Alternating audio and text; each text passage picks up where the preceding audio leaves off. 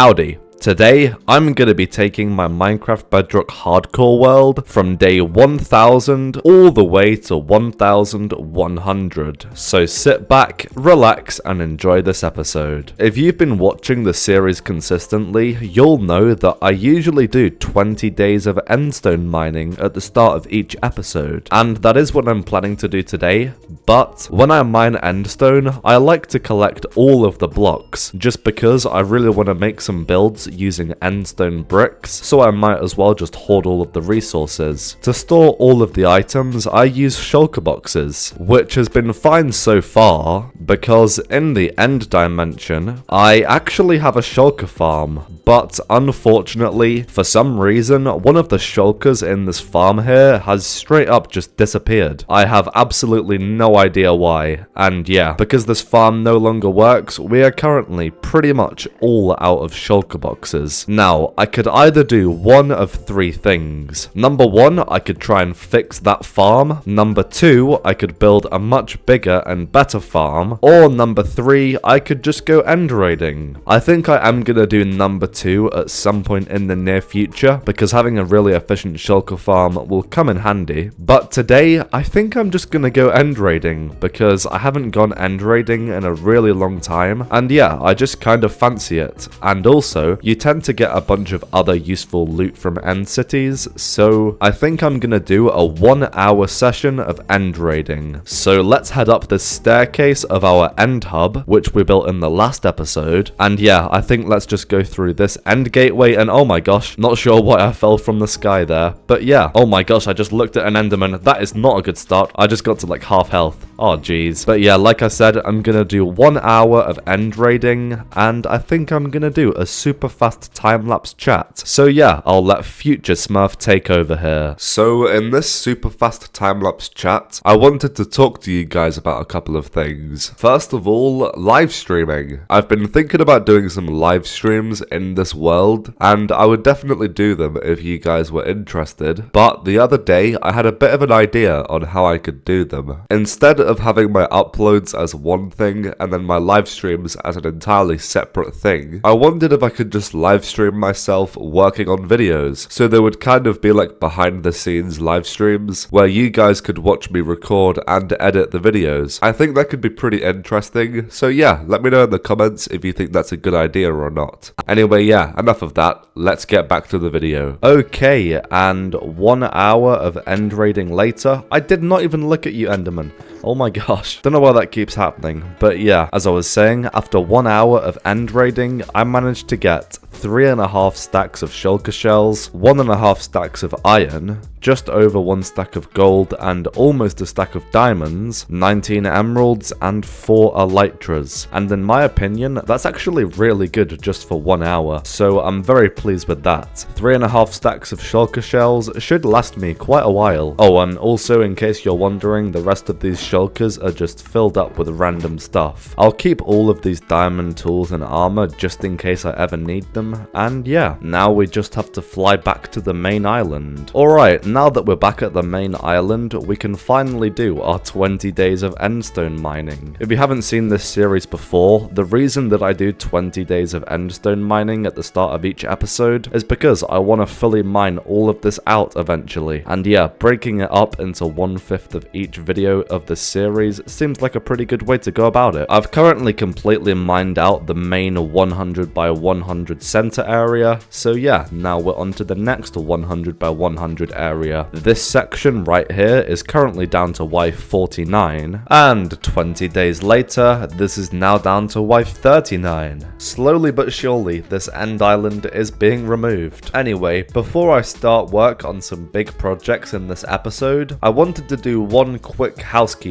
thing. As I mentioned earlier, this shulker farm is currently broken, and instead of fixing it, I think in the future I'm just gonna make a much larger one with a different design. So that means that this entire ugly structure and this long road right there are completely useless. So I'm just gonna get rid of this. Not sure why, but I just love deleting stuff in Minecraft. Maybe I'm a psycho, but destroying my hard work in a weird way is actually really fun. But yeah, I'll see you in a minute once I've taken out this and also the really long road. There we go, and yeah, that actually looks a whole lot better already. I guess I'll just build that massive shulker farm when I next run out of shulker boxes. However, instead of doing it on the main end island here, I think I might do it on the other side of one of these gateways. That way this end hub actually kind of works as a nether hub, if you know what I'm saying. But yeah, let's head back to the overworld for another small task. So if you watched the last episode, you'll know that I built a frog light farm, but because I'm very stupid and very forgetful,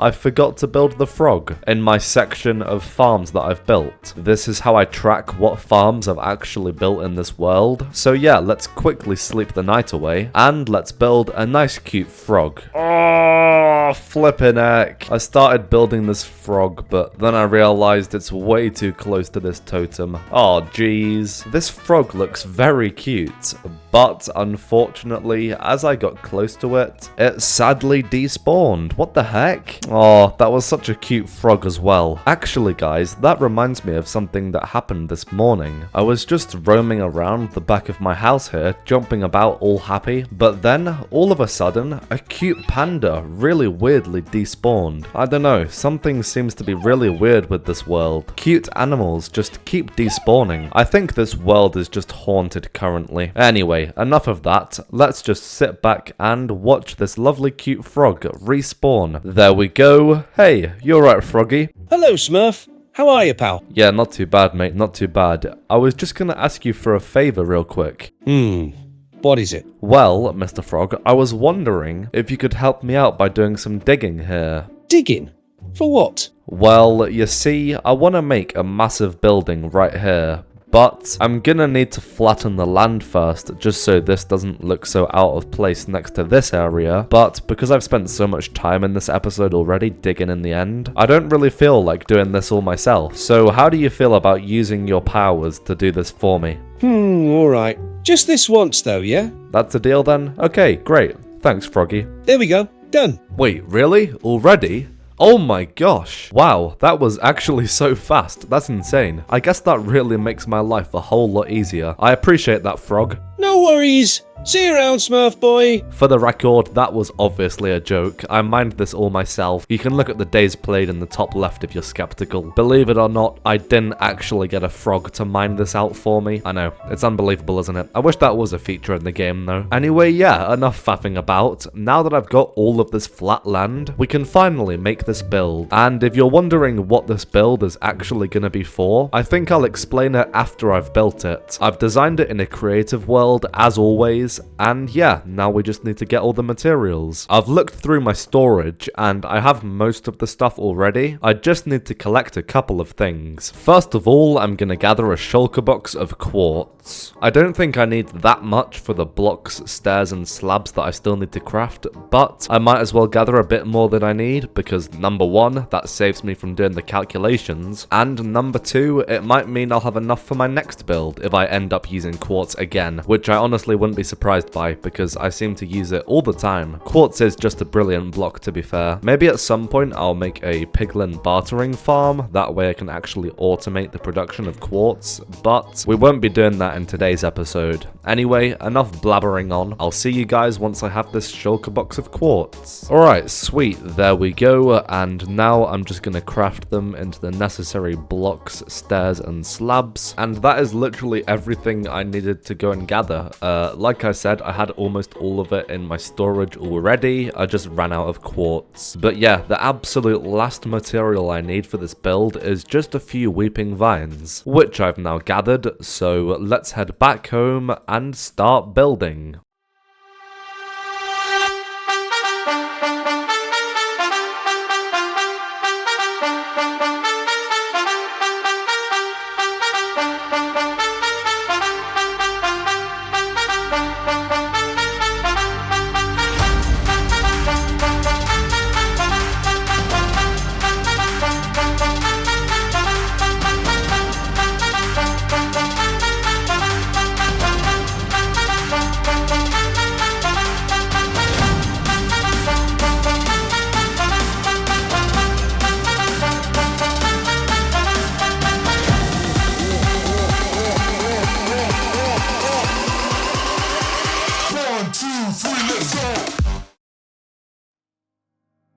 And just like that, this build has now been fully constructed. Unfortunately though, I designed this build for the copper to be oxidized because that shade of blue just looks absolutely awesome, but obviously we are gonna have to wait quite some time for all of this copper to turn blue. So for now, this build does look a little bit hideous, I'm not gonna lie to you, but trust me, once this all fully oxidizes, I think this is gonna look pretty cool. You're probably wondering what this build is gonna be. Well, if we take a look inside here, I'm actually planning on using this as a massive map room because I think mapping out a massive area of this world where we're going to be building is going to be really cool. Believe it or not, I've actually never made a map room myself before, so I figured that this would be a pretty fun project. So first, let's craft a bunch of maps. Okay, I can either craft an empty map or an empty locator map. I'm not gonna lie, I'm a bit of a noob, so I have no idea which one I need. I guess that's nothing a quick Google search won't fix. Alright, it looks like I need the locator maps, so that means I'm gonna need a bunch of paper, which should be fine, but also a bunch of compasses, and for that I'll need iron and redstone, which should also be fine. I think I'm gonna start off by making a 5x5 map, and then over time I'll expand it as we expand our builds further and further in each direction. So that means I need 25 maps for now. So let me get 25 pieces of redstone, 100 pieces of iron, and 200 pieces of sugarcane, which we can then obviously craft into paper, just like that. Alright, now I can make 25 compasses, and therefore 25 empty locator maps. Alright, now, hopefully I don't mess this up, because like I say, I've never done this before, but I think if I right-click on one of the maps, this will turn into,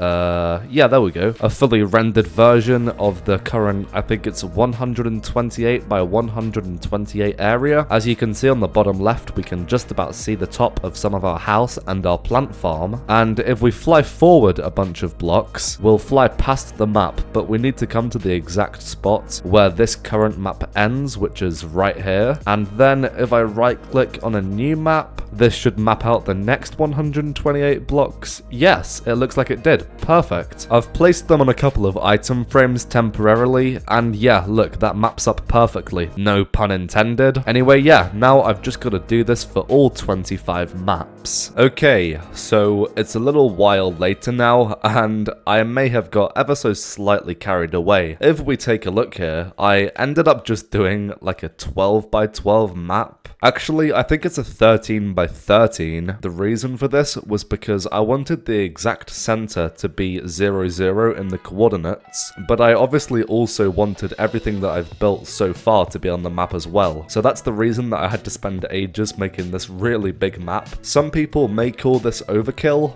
but I think it'll be pretty cool. I guess from now on, I'm gonna start building in this direction, just so everything gets on this map. But yeah, this map room is now completed. Like I say, this is my first map I've ever made in Minecraft, and I think it looks pretty cool. I'm honestly so surprised I've never done this before. And also, look at that, the first couple pieces of copper have started to oxidize already. Hopefully I'm not going to be waiting all year for all the pieces of copper to fully oxidize. I guess we'll just have to see. Anyway, with the map room project completed, it's time to move on to the next thing that we're going to do in this video. And that is actually in the nether here. A few episodes ago, we started work on this nether hub, and as you can see, it's looking pretty good. The tunnels go off in 4 different directions, however, each of them are currently only 50 blocks long, which isn't that good considering they literally take us nowhere. I think for this nether hub to be at least somewhat functional, there needs to be at least one tunnel that leads to a nether portal. As you can see over there, that is a nether portal that links up to my end portal decoration. So I think what I'm gonna do is expand this tunnel all the way over there. So let's dig out a 19 by 16 hole, a few hundred blocks in that direction, until it lines up with that nether portal. And maybe I'll even get some sweet ancient debris along the way. Alright, and the space for the main tunnel has now been dug, and now the last thing I need to do is to just dig off this side tunnel connecting to the nether portal. Alright, and this extra tunnel is now also dug out. As you can see, the nether portal is right here, and yeah, that is the way this nether hub is going to work. We're going to have 4 super long main tunnels going in each direction, and then there'll be nether nether portals on the sides, and yeah, there'll just be little side tunnels going to those. Technically, I could do big diagonal nether tunnels as well, I guess, but that seems like a lot of work, and I just don't want to do that. This seems a lot more convenient. Anyway, yeah, you may be wondering how much netherite I got from mining this entire thing out. Well, the answer is just under a stack, which is honestly pretty bad for how many blocks I actually mined. But, you know, it is what it is. Let's just get 8 pieces of cobblestone and craft a furnace. And while this ancient debris is smelting, I can fortune down all of the nether gold ore that I mined in the nether, because not only do I need this to craft netherite,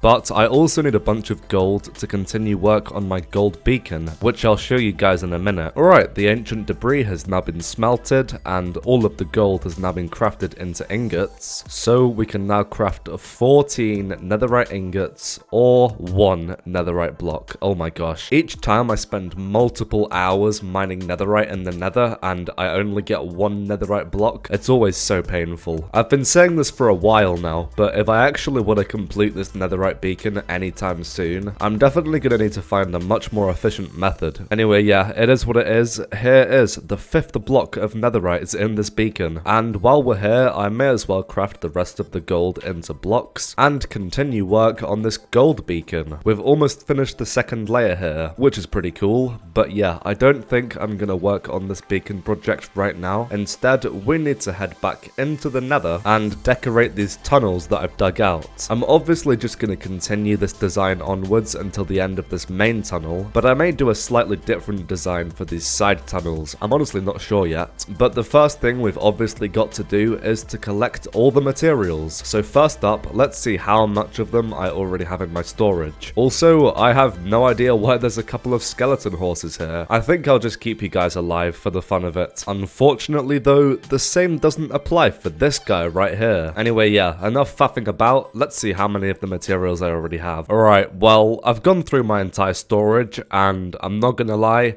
this was a pretty pathetic attempt. There's only one item that I have enough of in this entire build. It just so happens that I designed a nether hub with blocks that are really hard to get a lot of just through your world naturally, which means I keep having to go out and gather the items myself, which isn't a huge deal, but I think I probably will build a couple of farms for these items the next time I expand this nether hub. Anyway, yeah, the first item that I need is around about 3.5 shulker boxes of quartz. Luckily, I pick up basically everything that I mine in the nether here, and I just store all of the items in shulker boxes. So yeah, let me just see how much quartz I've managed to mine already. Okay, a lot of this is in ore form because of my silk touch pick, so let me just fortune this real quick. Dang, I'm a rhymer. I've been doing this for time. Yeah, okay, I'm gonna stop now. I'll just see you once I fortune these down. Okay, so that was only 12 stacks of quartz. Damn. So I'm literally still gonna need over 3 shulkers. I think the next farm that I'm gonna build in this world will be a piglin bartering farm, because I'm constantly using quartz in my builds, and having to gather it manually every time I need some is starting to get pretty old, and yeah, this is definitely not the best way. But for now, I'm just gonna put my best foot forward and get to work. Right, there we go. That is all of the quartz collected. As you can see, I've already crafted it all into block form, and yeah, that actually took quite a while. Anyway, the next item I need is 18 more stacks of basalt, which is convenient because there's obviously a ton of basalt right here. There we go. Next up, I need a shulker box of crimson logs, a shulker box of warped logs, and last but not least, I need a shulker box of amethyst. So let's head back into the overworld and try and find another amethyst geode. Hey, I think I see one. Yes, finally. Okay, that took quite a long time, but I have now found an amethyst geode. Nice. Also, I think this might be the first lush cave I've ever seen in this world. Wow, this is actually really cool. Pretty luxurious, you could say, which I guess matches the name. Anyway, yeah, let's get to work mining this amethyst,